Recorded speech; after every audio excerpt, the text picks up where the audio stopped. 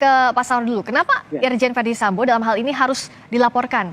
Dan apa pertanggungjawaban pidana yang dilaporkan oleh Tampak? Mbak Priska, Tampak adalah tim advokat, penegak hukum dan keadilan. Saya sekarang ini ada di sekretariatnya di kantornya Pak Sandi Situngkir, bahwa sumpah kami sebagai advokat adalah menegakkan hukum. Pertanyaan fundamental, mengapa Saudara Verdi Sambo kami laporkan kepada Propam? Terbunuhnya Saudara Yosua Huta Barat itu TKP-nya itu di rumah dinasnya, yaitu Saudara Verdi Sambo.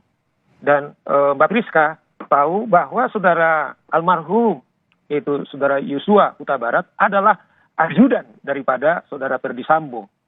Oleh karena itu soal terbunuhnya saya kira beliau ini, yang pertama kami pikir dari segi tindak perilaku yang pertama harus segera diselidiki oleh polisi adalah dua orang ini. Misalnya begini, kita sangat prihatin misalnya polisi telah merilis yang mengatakan bahwa peristiwa penembakan terjadi pada hari Jumat itu, di mana Saudara almarhum sedang melakukan pelecehan atau tindak pelecehan, dan kemudian dia istri dari Verdi kemudian teriak dan dia kemudian menembak lebih dulu.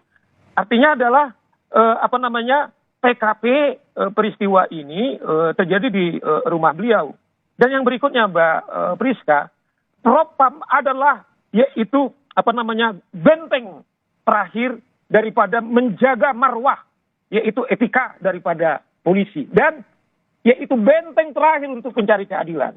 Disitulah terbunuhnya yaitu Saudara Yosua Huta Barat. Nah, oleh karena itu yang pertama yang mestinya harus segera dilakukan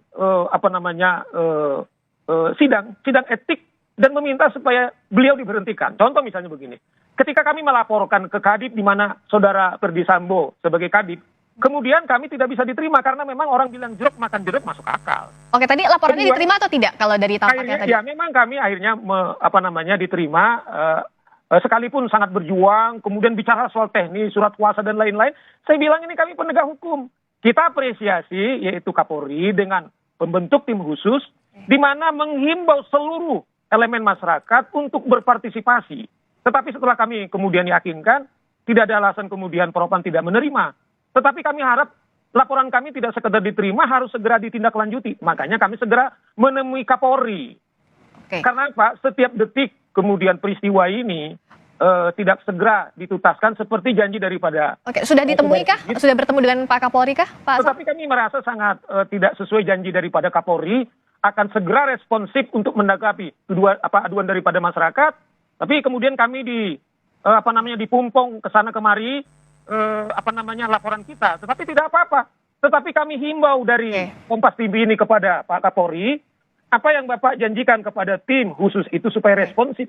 Mohon sehingga tidak ada kesan publik seakan-akan ada yang mau ditutup-tutupi. Nah, ini kerjaan kita sebagai baik, soal yang ini saya tanyakan dulu ke LPSK ya, karena dalam posisi ini juga masih ada posisi saksi, ada korban yang disoroti dalam kasus ini. Kalau dari LPSK melihat tanggapannya soal Barada Eliezer Lumiu yang diragukan eksistensinya sampai saat ini, LPSK melihatnya seperti apa agar terang perkaranya? Bisa diulang Mbak Bisa? Ya, soal keberadaan Barada Eliezer Lumiu saat ini kan diragukan eksistensinya dari sejumlah pihak. Nah, kalau dari LPSK, karena posisinya juga tentu Barada Eliezer ini adalah sebagai saksi, apa yang harusnya dilakukan oleh Polri? Ya, saya tidak dalam posisi untuk menilai apa yang dilakukan oleh Polri ya dalam proses penyidikan. Tapi kami memang sejak kasus ini mencuat dari hari Senin minggu lalu ya, tanggal 11 ya. Itu kami dari hari Selasanya sudah melakukan upaya proaktif dengan mendatangi Polres Jakarta Selatan, berkomunikasi dengan Kapolres, kemudian mendapatkan sejumlah informasi dan juga menyampaikan kesiapan LPSK untuk memberikan perlindungan pada saksi-saksi atau siapapun yang penting untuk mengungkap perkara ini. Kemudian pada hari berikutnya di hari Rabu, kami juga bertemu dengan Pak Irjen Verdi Sambo, dan secara langsung Pak Irjen juga menyampaikan dia meminta supaya LPSK memberikan perlindungan kepada istrinya. Dan kemudian juga di hari Rabu itu kami bertemu dengan Barada E. Ya, kami di wawancara Barada E. Di hari Kamis kami sudah terima permohonannya baik dari Ibu P, melalui kuasa hukumnya maupun Barada E, yang kemudian kami tindak lanjuti pada hari Sabtu lalu. Kami bertemu dengan Barada E kembali dan Ibu P, dan kami mendalami keterangan dari Barada E, sementara dari Ibu P sejauh ini kami belum bisa mendapatkan keterangan karena masih dalam keadaan terguncang. Oke. Ini kan Mbak Rizka. Oke, jadi sudah bertemu dengan Barada Eliezer tadi yang dipertanyakan Pak Saur. Jadi kalau bicara eksistensi tadi LPSK menyebut bahwa sudah bertemu dengan Barada Eliezer. Dan juga tadi soal yang dilaporkannya, apakah ini akan segera ditindaklanjuti sejauh ini? Nah, ada hal menurut kami sangat serius Mbak Priska, ketika Kapolres kan merilis, dia mengatakan bahwa saudara E ini kemudian tidak dituntut karena karena dia membela dirinya. Coba bayangkan seorang kemudian pimpinan Kapolres, menurut saya bukan sekadar dia penyidik, tapi juga menjadi hakim, menjadi pengacara dan hakim. Yang mestinya harus dilakukan oleh kepolisian adalah kalau toh harus, katakanlah, memberitakan ini kepada publik, mana bukti-buktinya, mana orangnya. Tetapi coba bayangkan Mbak Priska, ada orang terbunuh, kemudian polisi bukan malah menindaklanjuti, tetapi mengatakan, Barada E ini tidak bisa dituntut, gitu loh. Inilah menurut kami, mengapa katakanlah tampak begitu serius, ini adalah tragedi hukum yang sangat luar biasa. Kerja-kerja daripada penyidik itu adalah mengumpulkan fakta-fakta, bukan kemudian menjadi pengacaranya daripada apakah ini, katakanlah istilah mereka tembak-menembak. Dari mana kemudian kita bisa buktikan? Apakah dia dibunuh dulu baru ditembak atau ditembak dibunuh? Nah inilah menurut saya yang harus segera diungkap. Ya toh karena apa? Itu yang saya bilang. TKP yang dirilis polisi adalah di rumah kita, di rumah dinas kepolisian. Ini Kepolisian Republik Indonesia. Kenapa dari pihak Pak Saur meragukan adanya baku tembak, mana yang lebih dahuluan meninggal, apakah ditembak dulu atau... Bukan ini, tetapi fakta-fakta ini. Bagaimana katakanlah polisi menyimpulkan tidak bisa kemudian dituntut. Dasar itulah makanya segera kami laporkan ke Propam, ini diuji. Ya toh nanti biarlah pengadilan kemudian memutus seseorang ini bersalah atau tidak, bukan penyidik gitu loh. Nah oleh karena itu kita berharap apa visi daripada Pak Kapolri supaya segera ini terang benderang, tidak ada solidaritas korps, ini harus dikasih akses kepada masyarakat. Terlebih katakanlah segera dinonaktifkan dulu saudara Ferdy Sambo sehingga publik leluasa. Jangan nanti terkesan kita korbankan lembaga kepolisian ini karena tindakan yang menurut saya sangat mengerikan.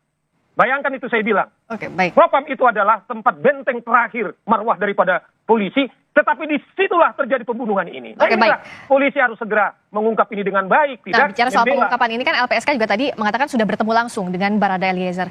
Tentu kalau keterangan semuanya tidak mungkin dibuka ke publik, tapi setidaknya apa yang bisa berimplikasi memang membuat titik terang kasus ini dari keterangan Barada E ini? Kalau dari Pak Edwin, dari keterangan Barada E. Ya, kami bukan sebagai penyidik ya, dan kami juga tidak akan menyimpulkan apapun. Kami dalam proses penerimaan permohonan ini, untuk kemudian diputuskan diterima atau ditolak, kami memeriksa beberapa elemen yang memang diwajibkan oleh undang-undang. Pertama, kami memeriksa sifat penting keterangan. Apakah pemohon ini memiliki sifat penting keterangan yang mengungkap suatu perkara? Ya tentu fakta-fakta yang disampaikan harus sesuatu yang memang sesungguhnya terjadi ya. Dan kemudian yang kami juga akan dalami adalah apakah para pemohon ini memiliki tingkat ancaman keselamatan jiwa. Yang lain juga akan kami dalami dari peristiwa pidana yang terjadi, apakah ada kondisi medis psikologis yang membutuhkan penanganan. Kalau ada, kami punya mekanisme untuk melakukan asesmen medis psikologis yang kemudian akan dirujuk untuk melakukan tindakan lanjutan untuk layanan perlindungannya. Termasuk juga kami mendalami soal track record atau background atau latar belakang dari pemohon. Ini kan potensi ancaman apa saja yang sejauh ini didalami oleh LPSK dari sisi tadi saksi maupun yang dianggap korban? Ya, kami masih dalam proses penelahan. Jadi mohon bersabar, kita juga memahami tuntutan publik untuk ini diproses secara cepat. Tapi kami juga harus tentu firm tentang apa yang terjadi untuk memutuskan apakah kami bisa menerima atau menolak permohonan ini. Ini kan baik. Kalau dari Pak Saur, saat ini juga kan dari pihak keluarga Brigadir Yosua melaporkan dugaan pembunuhan berencana ke Barreskrim Polri. Tanggapan Anda singkat saja? Saya kira itu biar kita berikan leluasa kepada tim kuasa hukumnya Mbak Priska. Cuman kan begini Mbak Priska, saudara Ferdy Sambo katanya menelepon saudara Kapolres hari Jumat. Saya kira Pak Kapolres juga harus bisa menceritakan mengapa kemudian peristiwa ditutup 3 hari. Karena ini adalah terjadi satu pembunuhan. Nah inilah yang kita sebenarnya mengapa kami urgensinya kepada Propam. Polisi harus segera bertindak, menguji perilaku daripada anggotanya ini, sehingga harapan Pak Sigit supaya ini bisa terang benderang, supaya accountable dan profesional dengan presisinya, tidak kemudian ada kita minta supaya jangan sampai ada kemudian menutup-nutupi.